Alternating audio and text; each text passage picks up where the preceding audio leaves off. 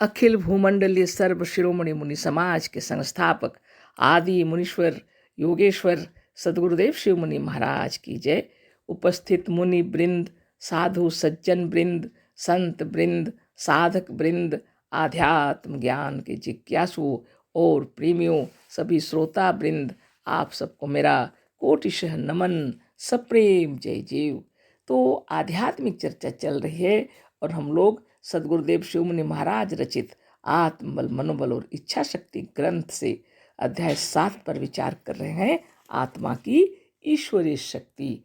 कल भी इस पर चर्चा हुई थी, आज आगे हम लोग चर्चा करेंगे। जिस तरह से हमारा श्वास प्रश्वास होता है, उसी तरह से एक ताल पर समुद्र में आप से आप उसी अज्ञात शक्ति द्वारा ज्वार और भाटा हो रहा है। आकाश के सारे ग्रहों का उदय और अस्त, उठना और बैठना, व फूलना और पचकना, जो कह लो बात एक ही है, केवल शब्दों का फेर है। इसी श्वास प्रश्वास के ताल पर अज्ञात शक्ति द्वारा हो रहा है। वृक्षों में वृक्ष रस का प्रवाह और पशु पक्षियों में रक्त का प्रवाह भी इसी ताल पर उठता बैठता व अपने स्थान से छूटता और लौटता है। वही श्वास प्रश्वास की क्रिया, वही उदयास्त की क्रिया, वही संकोचन और प्रकाशन की क्रिया शरीर के सारे विश्व ब्रह्मांड में हो रही है। इसी से हमने ऊपर कहा है, यह शरीर अखिल विश्व ब्रह्मांड का एक छोटा रूप है। जो शरीर में हो रहा है वही उसी रूप में ब्रह्मांड में भर रहा है। जो शरीर को या अपने को समझ लेगा वह सारे ब्रह्मांड को समझ लेगा। यदि तुमने अपने को जान लिया तो सब कुछ जान लिया। धन्य धन्य सदगुरुदेव शिव मुनि महाराज। इसको तो पहले हम लोग समझ चुके हैं, आगे फिर पढ़ते हैं। ऊपर जो कुछ कहा गया है उससे यह प्रकट है कि शरीर में हो या अखिल विश्व ब्रह्मांड में हो, दो शक्तियां काम कर रही हैं, एक ज्ञात शक्ति और दूसरी अज्ञात शक्ति। अज्ञात शक्ति द्वारा ही आवागमन, श्वास प्रश्वास, उदयास्त और ज्वार भाटा के रूप में अखिल विश्व ब्रह्मांड का काम हो रहा है। इसी अज्ञात शक्ति को लोग ईश्वरीय शक्ति व ईश्वर कहते हैं। आप खुद सोचकर उत्तर दें, यह ठीक है या नहीं, है ना। अखिल विश्व ब्रह्मांड में दो शक्तियां कार्य कर रही हैं और हमारे शरीर में भी दो शक्तियां कार्य कर रही हैं, एक ज्ञात शक्ति और एक दूसरी है अज्ञात शक्ति। जो प्रकृति से जो कार्य हो रहे हैं उसको अज्ञात शक्ति कहते हैं, और कृत्रिम जो कारखाने और जो कुछ कार्य हो रहे हैं, मोटरसाइकिल गाड़ी जितना बनाया हुआ है, ये सब ज्ञात शक्ति से है ना, संसार में जो दिखाई पड़ रहा। तो सदगुरुदेव कह रहे हैं, है ना, इस अज्ञात शक्ति को लोग ईश्वरीय शक्ति व ईश्वर कहते हैं। आप खुद सोचकर उत्तर दें, यह ठीक है या नहीं, है ना। आप ही बताइए, है ना। अपना तो कहना है कि सही बात है ना। अब देखना यह है कि अज्ञात शक्ति या ईश्वरीय शक्ति किसकी प्रेरणा से काम करती है या किसकी शक्ति है। अब यह है विचारणीय बात।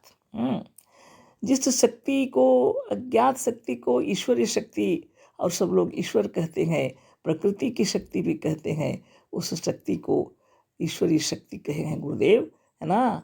और लोग अलग से जो ईश्वर की भावना करते हैं वैसी बात नहीं है, ये शक्ति विशिष्ट है ना। अब देखना यह है, यह शक्ति, है ना, यह ईश्वरीय शक्ति किसकी प्रेरणा से काम करती है, यह किसकी शक्ति है। बात तो यही है, इसको जान लेना है। अगर ऐसी अज्ञात शक्ति है जगत में, और एक ज्ञात शक्ति और एक अज्ञात शक्ति अगर जगत में है, तो किसकी प्रेरणा से काम करती है यह जानना है।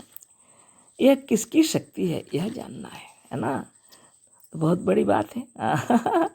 सदगुरुदेव बता रहे हैं, हांडी का 2-4 चावल निकाल कर देख लेने से हांडी भर के चावल के पकने।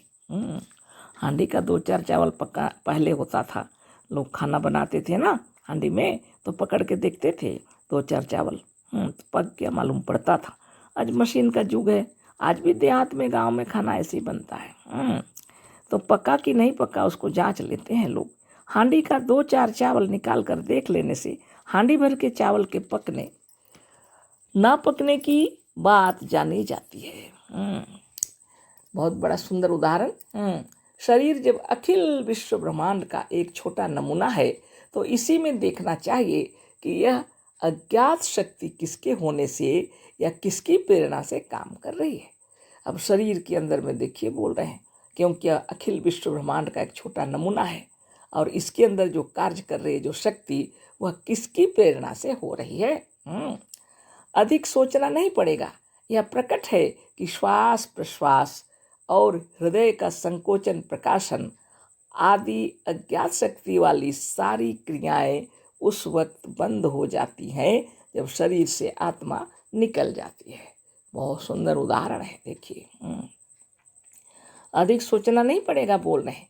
यह प्रकट है, प्रत्यक्ष है, सबको मालूम है ना कि श्वास प्रश्वास और हृदय का संकोचन प्रकाशन आदि अज्ञात शक्ति वाली सारी क्रियाएं उस वक्त बंद हो जाती हैं जब शरीर से आत्मा निकल जाती है।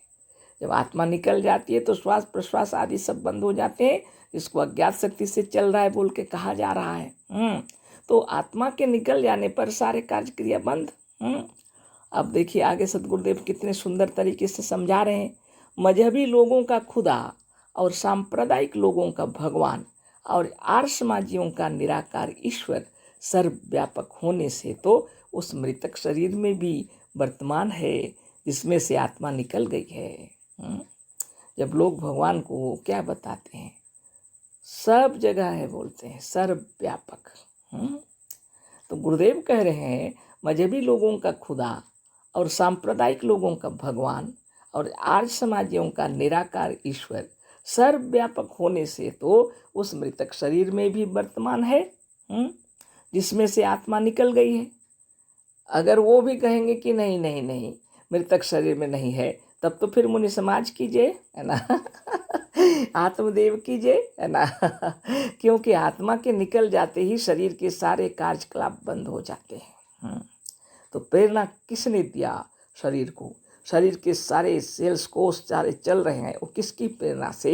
यही गुरुदेव उदाहरण दे रहे हैं। आत्मा के निकल जाते ही ये सारे कार्यकलाप बंद हो जाते हैं। और जबकि ईश्वर तो सर्वव्यापक है, तो मृतक शरीर में भी होना चाहिए, है ना। अगर वह है तो फिर ये कार्य कैसे बंद हो गए, है ना। आगे गुरुदेव लिख रहे हैं, यदि अज्ञात शक्ति वाला कार्य व श्वास प्रश्वास आदि की क्रियाएं मजहबी ईश्वर द्वारा होती व उसके होने से होती तो मृतक शरीर में भी होती। क्योंकि मजहबी ईश्वर तो सर्वव्यापक होने से मृतक शरीर से भी निकला नहीं है। अतः इस श्वास प्रश्वास को चलाने वाला इस अज्ञात शक्ति वाले सभी कार्यों का कारण मजहबी ईश्वर नहीं आत्मा है।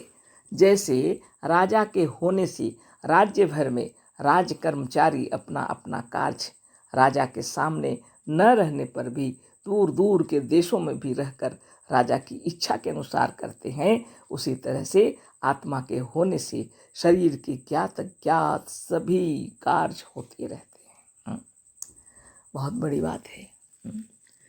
जैसे राजा के होने से राज्य भर के कर्मचारी अपना अपना कार्य राजा के सामने न रहने पर भी दूर दूर के देशों में भी रहकर राजा की इच्छा के अनुसार करते हैं, उसी तरह से आत्मा के होने से शरीर के ज्ञात अज्ञात सभी कार्य होते रहते हैं।